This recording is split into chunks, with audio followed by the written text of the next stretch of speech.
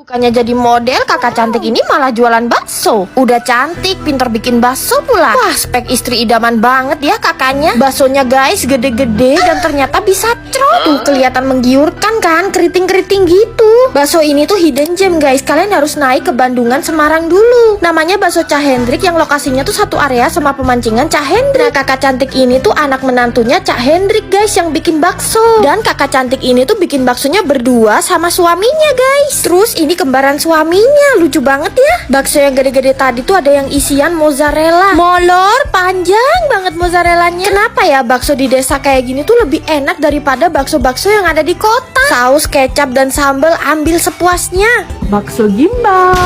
Gak cuma tahu gimbal, ternyata juga ada bakso gimbal. Uratnya keriting-keriting, gimbal banget tuh, no gimmick ya. Terus bakso cincangnya bener-bener full daging. Dan kalau beli satu porsi bakso di sini tuh udah free tetelan atau jeroan guys. Gila enak banget. Terus yang lonjong ini ternyata bakso jumbo yang bisa trot.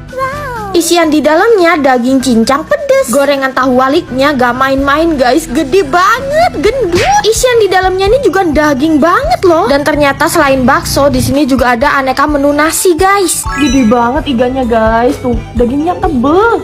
Salfok ya sama iga bakarnya, dan ini tuh dagingnya langsung prol dari tulangnya. Persapian duniawi di sini tuh gak ada obat guys. Sop iganya juga dagingnya juga gede, tebel, dan yang paling penting teksturnya tuh empuk dan lembut. Ini sop iga terbaik yang pernah Mimin cobain. Walaupun agak jauh dari kota, tapi wajib sih kalian cobain.